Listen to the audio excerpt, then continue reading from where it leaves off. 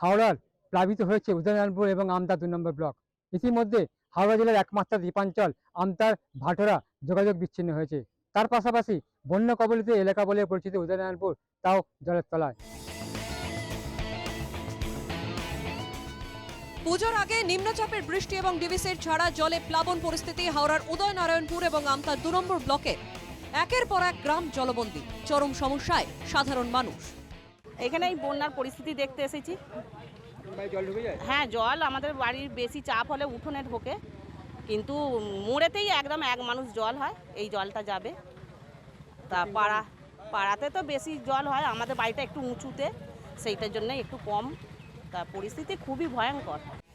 রাস্তার উপর দিয়ে বইছে জল, পানীয় জলের টিউবওয়েলেও চলে গিয়েছে জলের তলায়। প্রশাসনের তরফে এলাকায় পাঠানো হচ্ছে জলের পাউচ। ঘরহারা মানুষকে সাহায্য করতে উদয়নারায়ণপুর 1 নম্বর ব্লক থেকে ত্রিপল বিলি শুরু হয়েছে। এলাকার বিধায়ক জানিয়েছেন, উদয়নারায়ণপুর ব্লকের 112টি গ্রামের মধ্যে 104টি গ্রাম প্লাবিত। উদয়নারায়ণপুরের জলে ভেসে গিয়েছে, একজনের মৃত্যুও হয়েছে, এক মহিলা নিখোঁজ। দুর্গত এলাকায় ত্রাণ পৌঁছে দিতে কিছুটা দেরি হচ্ছে বলে মেনে নিয়েছেন এলাকার বিধায়ক। এখানে একটু রিমোট জায়গাতে নৌকা করে খাবার দাবার পৌঁছাতে দেরি হচ্ছে, রিলিফ মেটেরিয়ালস পৌঁছে দিতে দেরি হচ্ছে।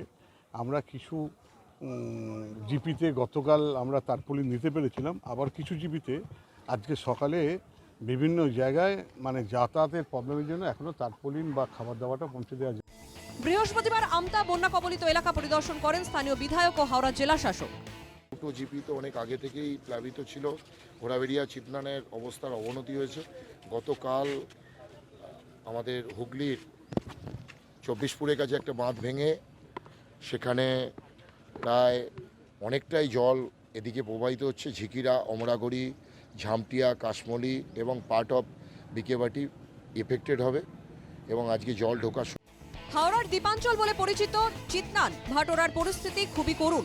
দুর্গতদের সাহায্যের জন্য খোলা হয়েছে কন্ট্রোল রুম, তৈরি করা হয়েছে বিপর্যয় মোকাবিলা বাহিনী।